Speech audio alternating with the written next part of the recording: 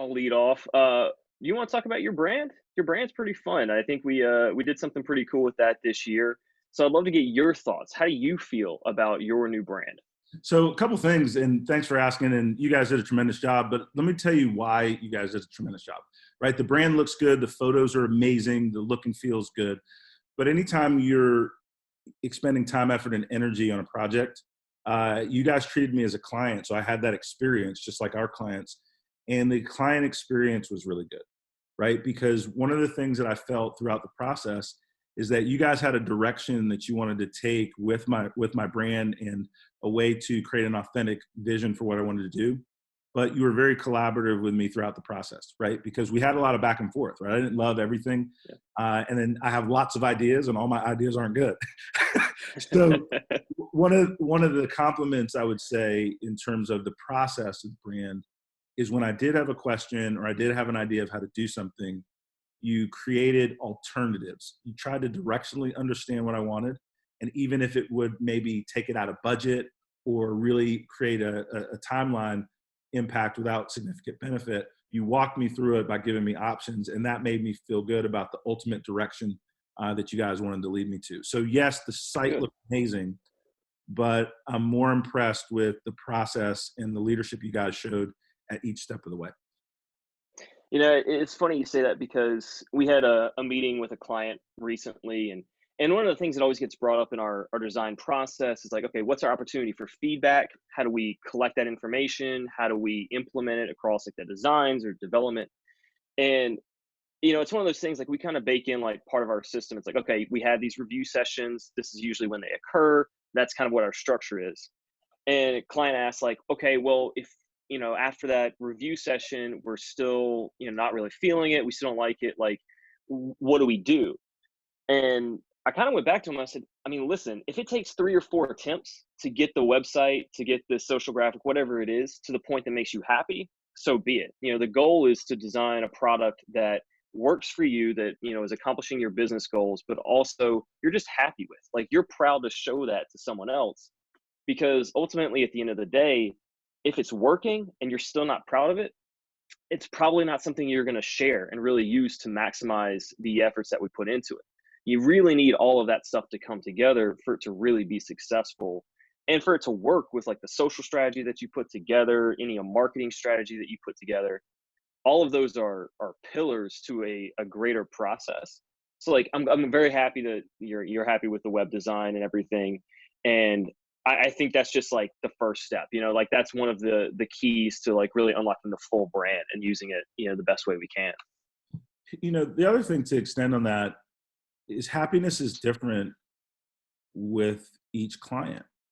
And for us, we wanted a brand that looked and felt powerful from an aesthetic standpoint, but we also want it to be very easy for people to get in touch with us. Very easy to find the contact page or the information they need to make a decision. And this morning, I actually had a phone call with one of the fastest growing business startups in the country. $1 billion valuation, super successful. They saw some of the content that we had out on the web, went to our site, donaldthompson.com, and walked all the way through the process, contact form. Our team got the information, and then I was on the phone today, and they want to quote. So That's great. it's both the aesthetic, but how does somebody get great information for what they're looking for on the site that then converts right into an active conversation, right, that can turn into revenue. And so when people are looking at brand, and I'm no different, right? For my personal brand, I want speaking engagements. For my personal brand, I want people to view me as a business authority or a thought leader, so that when I'm out as Donald Thompson, CEO of Walk West, people then have a better perspective of Walk West through the lens of Donald Thompson. No different than if somebody goes to the Walk West site and see Chris, and then they see your portfolio and the work you've done at design. Walk West brand has then been extended to you as an individual, and then you now represent that brand in the great work that you do. And all of those pieces kind of tying together is, I think, what we're going after. And so far, so good. You make up a good point there. Use case is like vital, right? For you, it's about people getting in touch with you, them understanding you as a thought leader, how they can reach out and connect with you, and what kind of services you could provide. we've worked with clients that, maybe they're a higher education system, and the goal is not to, it might be to inform, it might be to get, students to interact with a portal, it might be to get, people to sign up for something. And understanding your key goals as you're developing a website and what the strategy really is. Like, what do you want your users to do? It's vital, really to the success of any project like that. And often what I notice with some of our clients, and really this is just true for like anybody, is there's a very difficult balance to strike between I want to tell my users something and I want my users to be able to find something. And often I think some companies can get caught up in like, I really want my users to know this, when the users really don't care about that piece of information. They're looking to do something a little bit different. And the best companies are the ones that discern that information through data, through actual personas and research through their users, and then they tailor the message back to them. They realize like, okay, this is what you're looking for. Let's make that easy. Let's make that right up front. Let's connect you with what you're trying to get to, and the rest can be supplemental. But that can be hard for some companies because they think that that information is what differentiates them, but it's not what their users really care about. Mhm. I mean, you make a lot of good points. And I think one of the things as a business person is simplifying your language, right, to the needs of the persona or the user, like you described. We all can get uh, in words, we can try to use big words that make us sound confident versus simple words that explain things well. And that's the same type of thing that I was pleased with in the design process, is that it has a clean look and feel, right? So it's very easy to navigate because there's not a lot of extra stuff that feels out of place, that feels not needed, right? And I think that that is a design style aesthetic. It's design principles, but some people get, I think, too cute with things. I'll give a very specific example. When I see something on my site or sites that I really like, I actually like to see the little icons where I know where the button is, that I can move the slides to the left or the right. If I've got to kind of find it and only it rolls over, and I've got to kind of look and feel, now I feel a little uncomfortable because I want to do something, but I don't know exactly how to do it. Right. So Yeah. sometimes you can use too much aesthetic feel that doesn't give me the next step I want to proceed with. And I think there was a nice balance of what looks good, how you leverage new technology, but also things that should be just right out in front of you, right? You go up to the right, man, you hit the little button and it scrolls down the 4 different ways you can, the about page, the diversity page, the book page.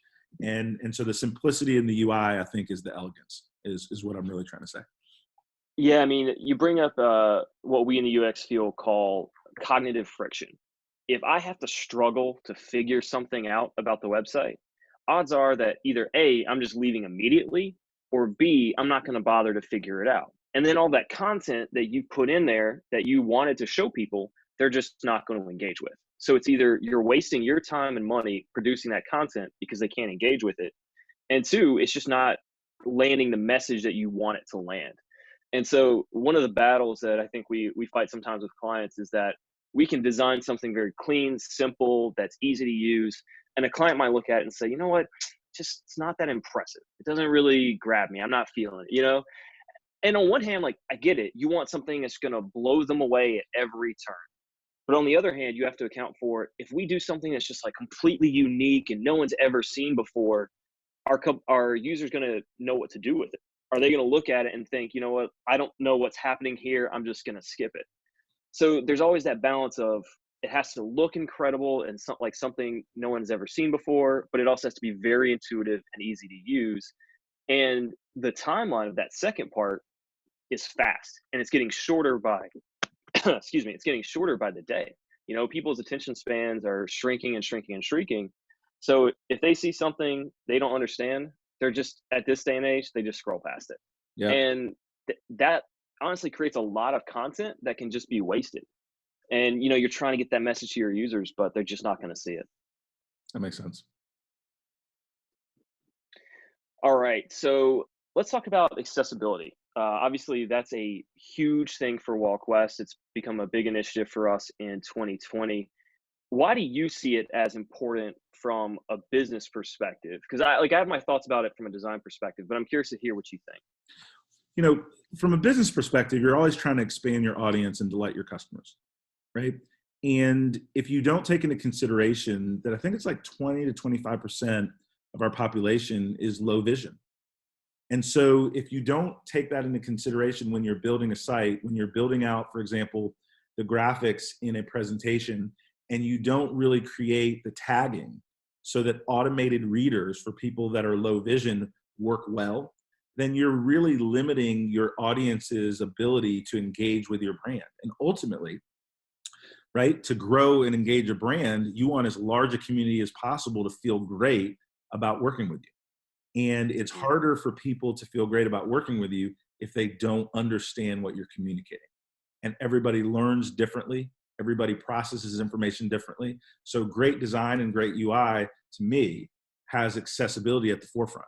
And I think I know that I'm very pleased that at Walk West, both our design and development teams are believers, right? Not just accessibility is something you have to do to check the box, but it's something that we're defining a full partnership with a company called LCI Tech that really works and focuses for users of technology and focuses around digital equity, that we really want to make a difference in this area because it matters, both for kind of the feel good of more people having access, but also the business imperative of growing the number of people that can access a brand.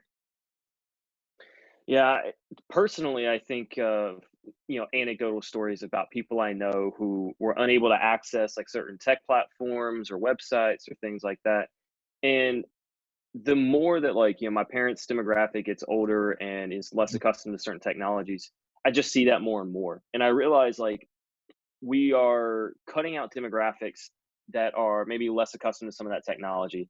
And so you make a good point about, you're limiting access to a user base, but it also, there's an intangible connection there as well. Like, for example, my parents don't really use social media all that much. And so they lose an avenue to interact with their niece who is 3,000 miles away. And they just want to see pictures of her. They want to talk to her. And when you lose that avenue, it degrades so much else in your life. And I'm not saying everything has to be done through technology, but there are typically secondary effects of a user not being able to access certain websites or certain applications that we don't necessarily consider. Think about a user that needs to log on to an application for a health system, and they need to track their medicinal intake or things like that. If that application isn't accessible, that's health data that's not reaching the source, and that's a patient that's not able to log or track what they need. And it causes so many other secondary effects other than just okay, they can't read this website, they'll just go access another one. Sometimes people don't have that choice.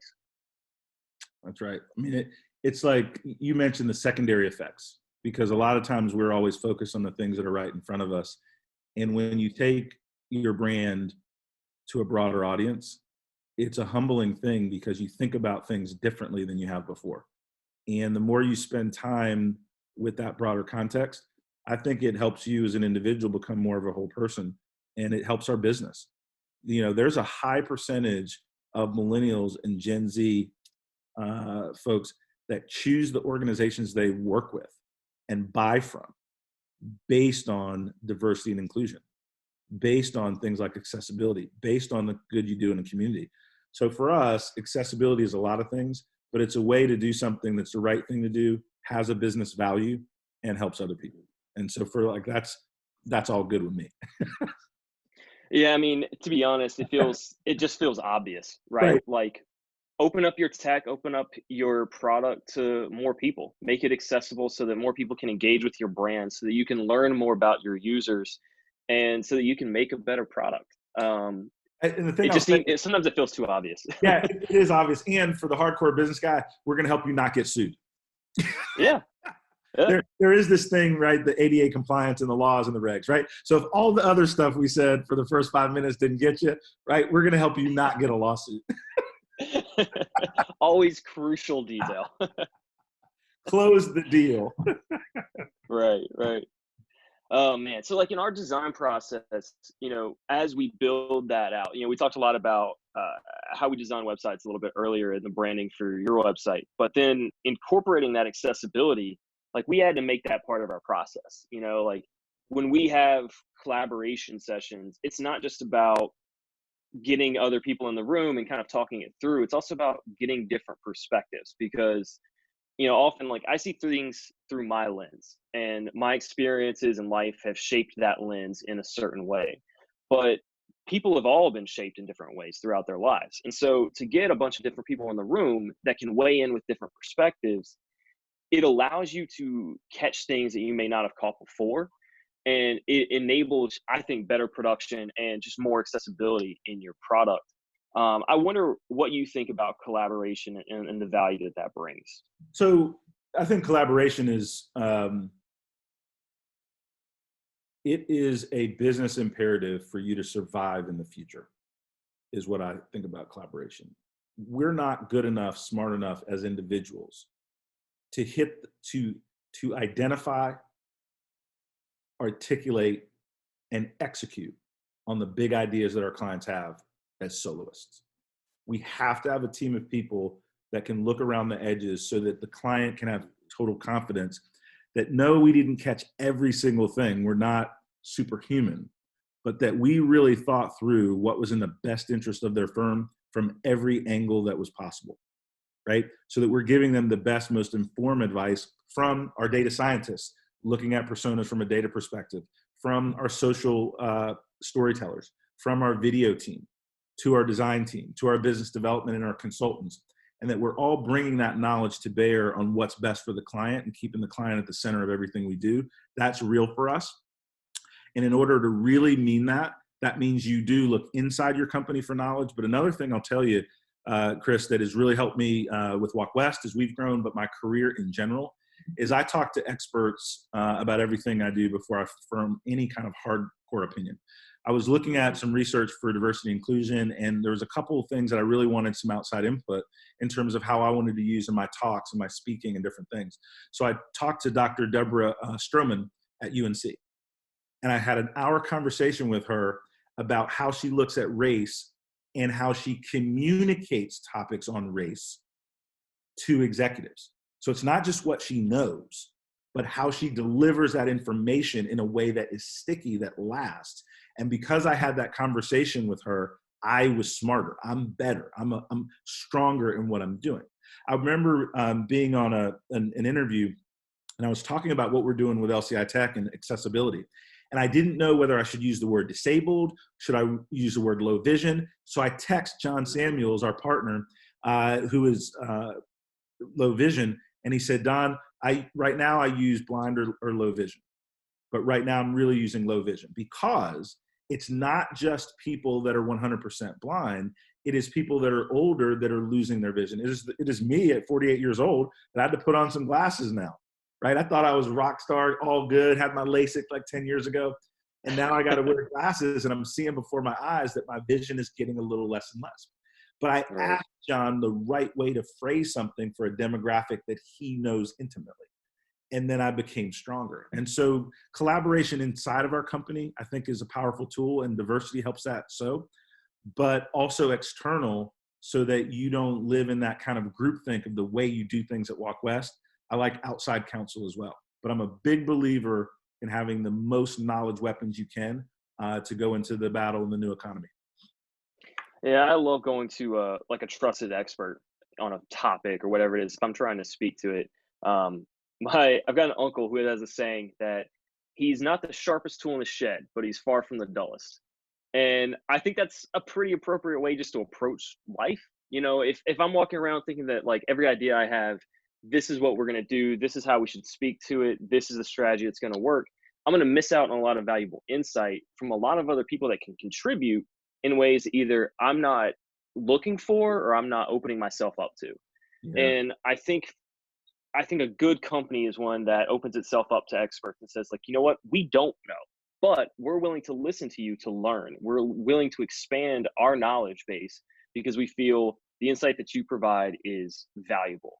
And as part of that, I've wondered how say like the workforce is going to shift over like the next 10 or 20 years, because when I first started, there was a big focus on generalists. You know, a lot of like, for example, I went into the broadcast news industry when I started, and a lot of that shift was going from people like having dedicated videographers, dedicated editors, and dedicated reporters to I now do all three. I shoot, edit, and report all my own packages together.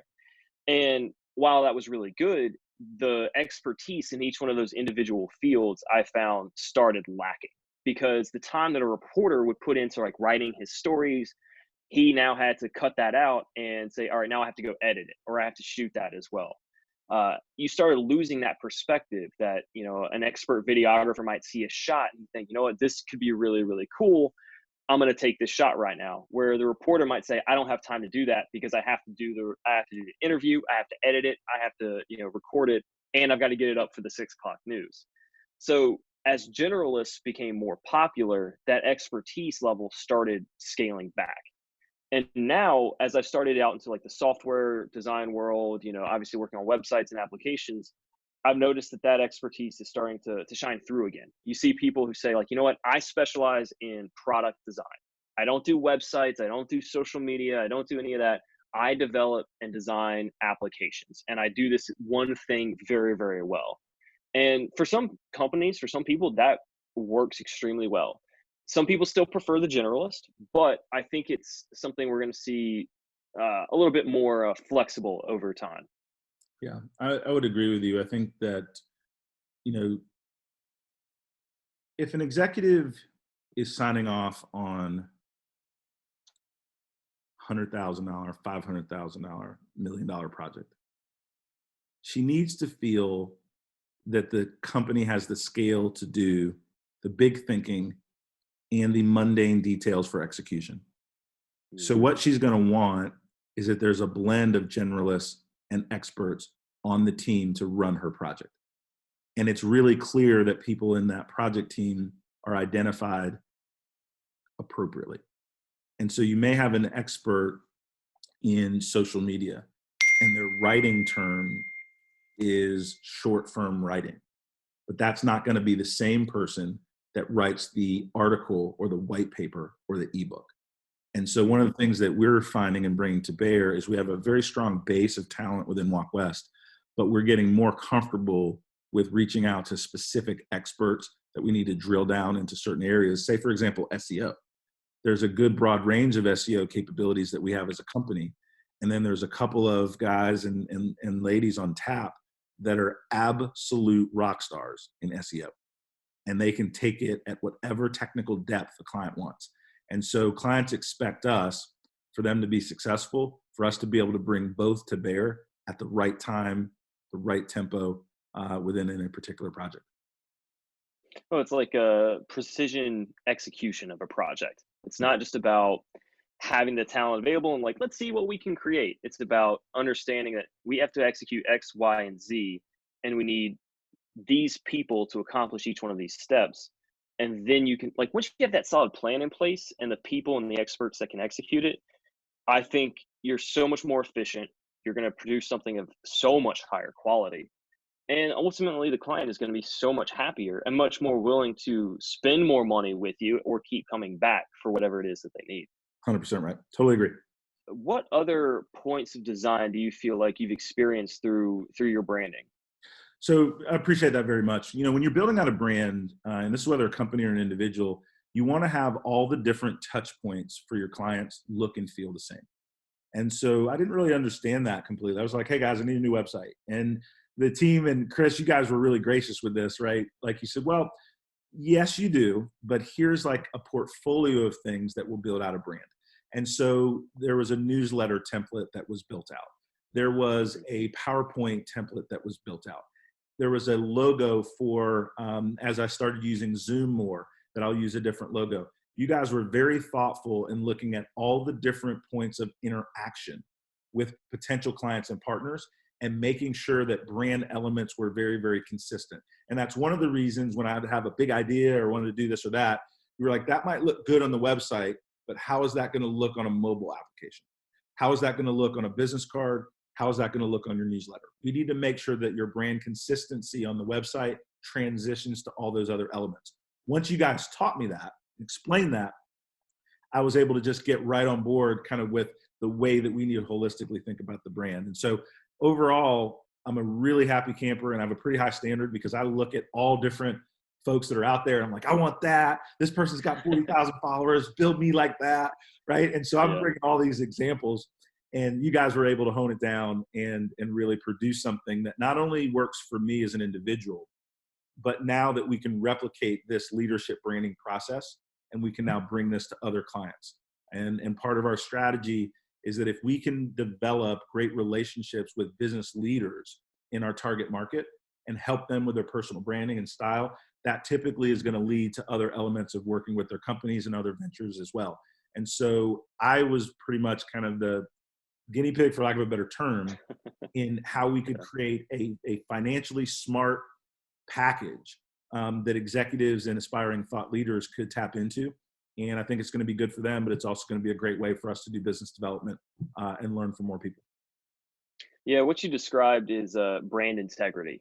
It's extremely important in this day and age because customers interact with your brand, like you said, in so many different ways. Maybe they get emails from you. Maybe they, purchased a product from you and they're start getting email newsletters. Maybe they follow you on social media. Maybe they get mailers to you. Maybe they just look at your website and browse that. There's so many touch points that if your brand isn't consistent across the board, especially in this day and age, sometimes you can get duped into thinking like, oh, I'm getting ready to purchase a product from this company. Turns out it wasn't actually the company you thought it was. It was just someone who kind of mimicked their brand to try to steal some money from you. Now, granted, that's not a huge problem, but it illustrates why brand integrity is vital for bigger companies, but also for, people like you who are trying to, have this present themselves as a very professional and thought leader in this way. It's important for you to look like, try to phrase this. I'm not trying to target you in any way. I'm trying to phrase this in a way that like doesn't hurt other people's feelings. But the truth is, like, if you go out there with your brand all over the place without any kind of cohesive plan, people are going to assume that's the kind of person you are, because they say like, okay, he doesn't have any of this stuff together. Why am I going to assume that he's going to be able to, take care of my project? Why do I think he's going to have like his stuff together during the project, during the plan or anything? We're a very judgmental society. We always say, don't judge a book by its cover, but that's literally like all we do. First impressions are massive. You know what I mean? That's so exactly right. if you as a brand, and I mean that as like the rhetorical you, if one has a very shoddily put together brand and it looks like, okay, this is kind of weak, it looks like you got like a $10 graphic designer to put this together, that's the kind of business they assume you're going to bring to the table. And that applies to agencies, that applies to corporations, retail, applies to everybody. If you don't have that stuff locked up right off the bat, people just ignore you and they go to the people that do have that stuff locked up, because it tells them, okay, they have a plan, they have their stuff together. It's a great point. I don't have anything to add to that. You like that was right on the bullseye. The brand integrity also is a very powerful phrase because it explains in 2 words exactly what you illustrated, and that's really cool. All right, man. Thanks, Chris. Right. Look, it's always good kicking it with you. I appreciate it very much. Yeah, absolutely. Always good. Have a good. All right, man. See you soon. Be safe.